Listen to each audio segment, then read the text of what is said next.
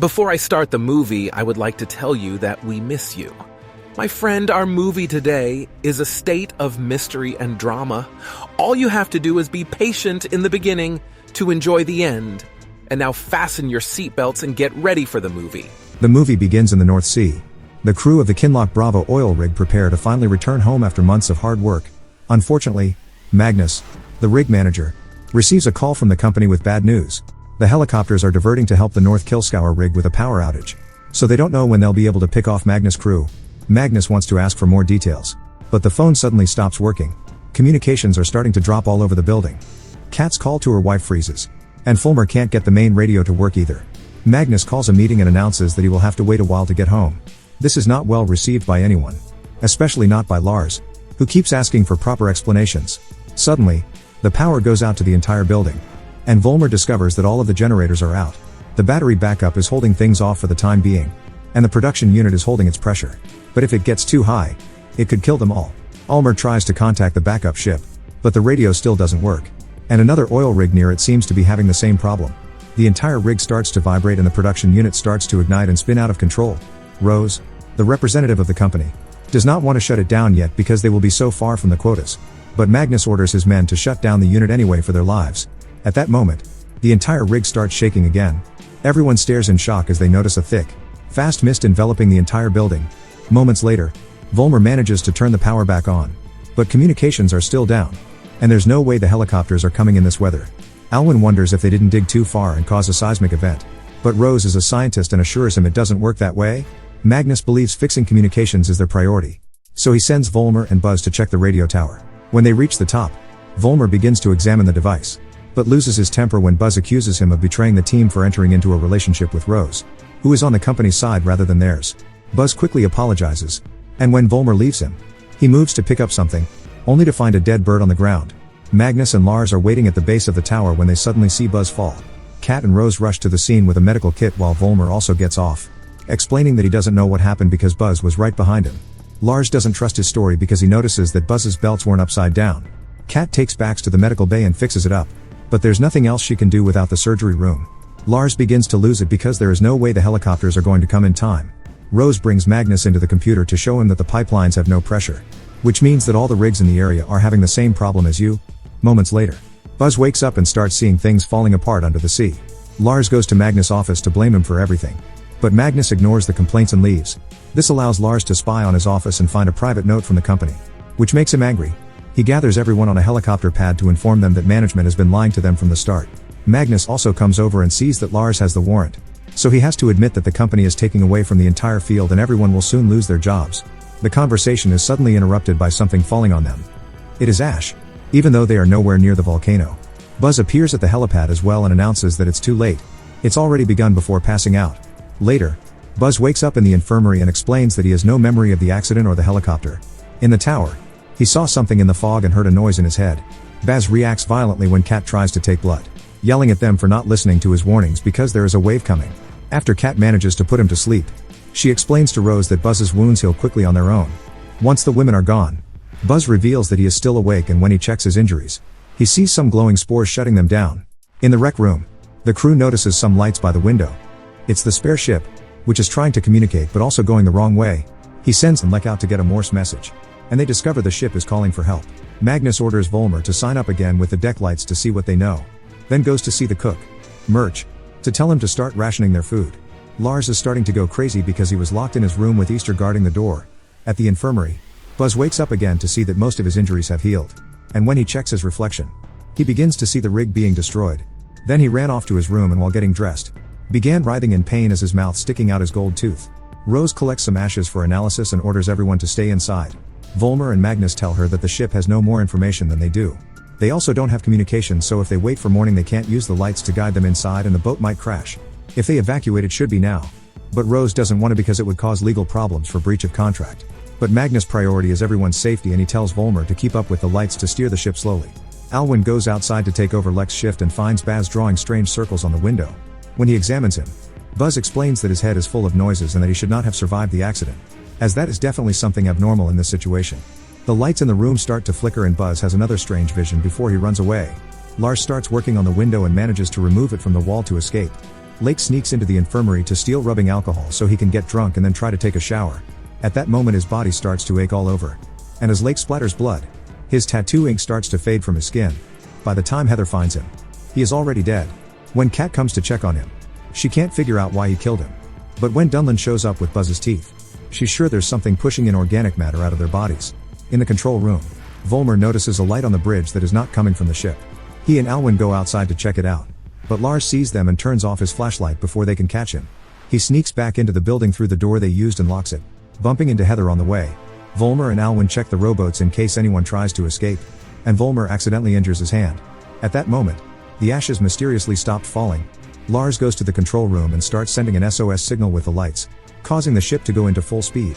Alwyn and Volmer see the message and try to go back inside, but the door is locked. So Alwyn goes to look for another entrance while Volmer continues to scream. Heather hears him and brings Magnus to help her open the door. Volmer tells them about Lars and they rush to stop him, almost starting a fistfight before Magnus tells them to focus on sending a message to the ship to correct its course. Alwyn is currently following some dim lights that lead him to Baz, who refuses to go back because he needs to see the life in the water that started it all. Alwyn insists and makes Buzz explode, grabbing Alwyn and making him spit water through his mouth. Danlin arrives to warn them of the incoming wave due to the boat's rerouting. So Buzz Alwyn falls and runs away. Dunlin pulls Alwyn's body out of the water and Magnus comes to help with CPR. But it is too late. When Kat arrives she confirms that Alwyn had somehow drowned. Rose continues to study the ashes and when she drops a little blood on it, she confirms that there are living things in it. She goes to see Magnus, who tells her that the ship has left to help another platform first. Rose brings him and Kat into her office to explain that the ash has some kind of parasitic germ that seeks out hosts and quickly repairs their wounds because she wants a healthy body. They should avoid prolonged exposure to the ash and monitor people with open wounds. Magnus authorizes Rose to take blood samples from the entire crew to compare to what they have from Baz. In the mess hall, Heather notices that the fog has finally cleared up and that the rig next door is completely destroyed. Fulmer finds Buzz looking into Rose's search and tries to offer to help. But Buzz refuses because Light needs him. Rose also arrives and sees that Buzz has taken his blood sample. So when she asks for his cooperation, he runs off. When Magnus hears what happened, he sends Kat to check everyone for injuries because they can't get tested anymore. After Volmer was deposed, Magnus called another meeting. Now the fog and ash are gone. Half of the team wants to clear the rig completely, and the other half has to find Buzz. Rose continues to investigate and discovers that the spores have been seen before they were fossilized in the layers of the earth. They were supposed to die out with the dinosaurs. But digging deep has awakened a sleeping nest. Outside, Buzz dumps his blood sample into the sea. His body now fully healed, and he touched the water tanks as a test, instantly filling them with germs. He hides when he hears James looking for him. But when James sees polluted water and calls for help, so Buzz has to shut him up. Lars and Dunlin come into the room to find an injured James on the floor. Lars noticed that the spores in the water had begun to grow plants. In the machine room, Heather, Esther, and Murch also find plants growing on the oil. Suddenly the rig starts shaking again and Dunlin realizes James is bleeding. When the boy opens his hand, he reveals that he has lost a tooth, which means he is infected. Frightened, James strikes Dunlin and flees. The rig starts losing power again. So Magnus brings Volmer out of his loneliness to get him to fix it. Heather sees Buzz and follows him into the mud pit, where Buzz is growing plants all over the place. Buzz explains that a million-year-old memory told him he needed to defend this place because it was under attack. And if he died everyone would fall with him. And suddenly James shows up too because he's joined Buzz's cause. The rest of the team realize Heather has gone missing and Lars comes to her rescue, causing Buzz and James to run away before Heather gets more answers. Volmer manages to restore power and the team discovers that the glow in the production unit has gone out. They need to disconnect it from the electrical system to keep it from exploding. But the unit's control unit is in a mud pit where it can get germs. Their only option is to manually rekindle the flame. And Volmer accepts the risk. Easter controls the lever to bring Fulmer closer to the module. But it is not enough. And so Fulmer removes his belt and gets as close as possible for a proper shot. The flashlight is turned on again successfully. But Volmer is caught on fire and must be taken to the infirmary to be tended to for some serious burns on his back. At the mud pit, Buzz's visions worsen and he comes to the conclusion that they need to shut down the rig system to stop the attack. James tries to close the valve, but the pipes are still pressurized and could burst. So they'll get into the system at the source. Later, after a visit from Rose, Fulmer swears he feels okay and gets dressed because he wants to help. He, Rose, and Heather begin to work together on research. And Fulmer unconsciously draws some circles on a pillow like Buzz used to. Suddenly Magnus calls them all into the control room, where he discovers that the pressure is incredibly high because Buzz is trying to bypass the vaults of the well. Volmer can't control it remotely, so they'll have to take a risk with Paul's ROF. Easter steers the ROF and obtains underwater images that show the earthquakes have created a series of circles on the ground that remind Volmer of his painting. The ROF carefully approaches the wellhead and seals it, making Buzz furious that his plan has failed. It tries to access the system directly from the CPU, but it has an alarm on it. So they need Fulmer to disable it. Suddenly, Easter's phone receives a message, and the crew discovers that communications are back. Magnus tries to contact the Coast Guard and Fulmer Googles the meaning behind the circuits which seem to communicate something.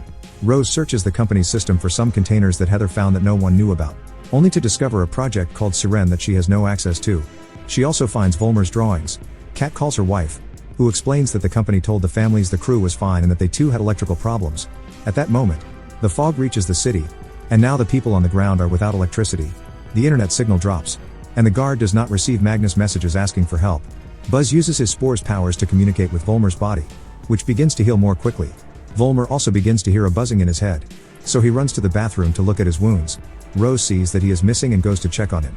And Volmer is stunned as he momentarily sees Buzz in the mirror. Rose confesses everything, who kisses him to calm him down. This causes Volmer to have a vision of her suffering and an apparition of Buzz, asking him to join him. Hours later, Rose checks on Volmer again, only to find a note he left behind. Rosa catches up with him and Kat joins her, and together they find Volmer going to the mud pit. The girls get into the hole as well, and the spores approach the cat but do not attack it, instead circling its belly as they are curious about the baby. Rose pulls Kat out before things get too bad, and they find the crew excited as a string of lights approaches the rig. It is a ship coming from the neighboring rig. The crew takes in the survivors, and Rose meets Coke, who works in the company's research department, and demands that he be taken to the control room immediately. Kat checks the other men for any injuries, and Easter is surprised to see Harish's old flame among them. Coke explains that his machine exploded after a compression failure and he believes they need to prioritize access to the production unit. Rose wants to know why Coke was sent to the rig, but refuses to explain. At the infirmary, Harish tells Easter a different story. When Coke got to the rig, he sent a group of people home and the rest had to help him install some new equipment. They weren't pulling oil out of the well. They were sending something down. Then the fog came and people started to disappear. But Cook remained as calm as if he had done it before. Continue to push test equipment and ignore pressure warnings until the device explodes. Heather enters the system to review the list of survivors with the crew's files. But she can't find Coke's name. She tells Esther and Harish about this, and Harish explains that Coke was accessing the system with a temporary account that the IT guy made when he arrived, before they left the platform. He erased everything related to the audition. Heather checks the system and Harish points out a strange name on the crew list that wasn't there before. There are emails telling the company that the organism has indeed spread, which means that Coke has always been known and that the company sent it on purpose. The cat checks on Rose and thinks the circles she's studying look like a tree, which makes Rose realize that this might be how the spores keep track of time. The gap between the rings refers to the 5 major mass extinction events, meaning the last ring is the present and closing quickly to destroy it. Coke explains that this is what happened in his area. The explosion caused infected people to open the well to blow it up. He wants to send a team to the production unit, but Magnus refuses to take the risk, and Rose guesses that all those containers and testing are Siren's secret project.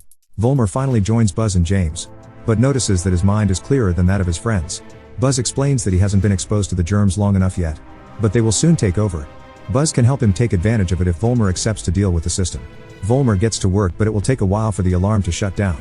Dunlin, Lars, and Murch call Coke for a private meeting because they are tired of Magnus' bad decisions and want to hear Coke's thoughts. Coke explains that they can stop Baz by using the CO2 from the secret containers to bring him down. It's just a matter of entering the mud pit and connecting the CO2 to the ventilation system. The trio get the canisters from the containers and Dunlin becomes suspicious because the label says the carbon dioxide is mixed with something else. They take the packages to the mud pit and attach them to the ventilation shafts, protecting themselves with masks. Buzz sends James and Volmer to check what's going on, and James finds the trio first, only to suddenly get blood on them. The guys realize that the carbon dioxide isn't killing James. It's killing him and the plants because that was Cook's plan all along. Lars and Mort run away, but Dunlin does not join them until he is sure James cannot be saved. Volmer tries to shut down the ventilation, but he and Buzz pass out. In the control room, Kat finds Coke locking the doors around the mud pit after Lars and Murch escape, trapping Dunlin inside. Dunlin's mask runs out of oxygen and dies as well. Heather and Harish tell Rose and Magnus about Coke and they go to confront him. But Coke defends his actions as survival. Magnus opens the doors but can't get to the ventilation pit, so Rose goes there and takes a mask from Lars to enter the mud pit. She manually closes the ventilation and then checks on Volmer, who does not wake up when Rose shares the mask. However, when she accidentally touches the plants, the spores react and bring Volmer back to consciousness. They escape the hole together while Buzz also wakes up, and the final episode closes underwater. Magnus meets with Harish to hear the real story. Coke pushed the test to the limits because he wanted to destroy the germs, and losing the rig was just collateral damage to stay alive. The ship came to their rescue but was wrecked, so they cleared the system and got away on a small lifeboat, meaning they were left behind to die. Next, he questions Magnus Coke, who explains that it was all company policy. They don't want to lose their precious oil reserves. They just want to keep drilling uninterrupted. And so Coke was sent to exterminate the germs. If they don't stop it now, it will spread all over the world. In order to survive, they need to kill every infected person. Magnus discusses her options with Rose, who believes killing the infected will do nothing. So she will work with Fulmer to find an alternative. Maybe Fulmer can communicate with spores like Buzz can and explain that they can cooperate instead of attacking each other. In the hole, Buzz feels the spores closing him in. And another quake hits the platform. Fulmer uses a small plant to contact Baz and sees the spores trying to power the next big slide to wipe the perimeter clean. Germs are a living web interconnected throughout the sea floor all over the world, Rose points out. So attacking them here would hardly hurt them. She thinks they should talk to Buzz and make him stop germs with his leotard. Magnus would rather team up with Coke to stop him. But the others support Rose's theory and Magnus gives them permission to try. Magnus, Rose, and Fulmer enter the pit, where Magnus is keeping visions of his dead son. They find Buzz crying in a cloud of germs, saying that it is too late and that he has failed. Coke searches for Harish, stating that there are helicopters coming already and that he will bring Harish and his friend if he helps him finish his mission. Harish suspects. Coke wants to make the platform explode to cover everything. And he secretly activates the microphones before making Coke confess everything so everyone can hear him through the speakers. Earthquakes start to get worse and the whole building starts collapsing. Coke hits Harish to get him out of the way and the countdown to the explosion begins. This is the moment the helicopters finally make contact. Coke runs to the helipad to escape on his own. Kat and Heather give chase as Easter Harish helps stop the impending explosion. At the helipad, Coke finds Lars waiting for him, intending to kill him for revenge, but the girls arrive in time to stop him. Harish shows up to announce that he has stopped the explosion, so now everyone needs to prepare for evacuation. And Lars punches Coke before rejoining the crew. In the hole, Rose notices that the spore is behaving differently. So she touches it. She manages to communicate with the spores, but before you can ask her to cooperate with humanity. The rig is hit by its worst earthquake yet and is pulled out by the men. Buzz decides to stay behind to prove to the germs that humans are capable of giving too. Magnus, Rose, and Fulmer capture the last helicopter and fly away before its tsunami hits the platform, knocking it down. At the same time, Buzz becomes one with the bog. Kat notices that its tsunami is going to hit the beach and wants to warn the citizens. But the pilots push her away while Coke makes it clear that they are not going home. At that moment, a tsunami hits the city and kills Kat's wife. Thanks for watching. And I invite you to write a comment about your feedback and reaction to this movie.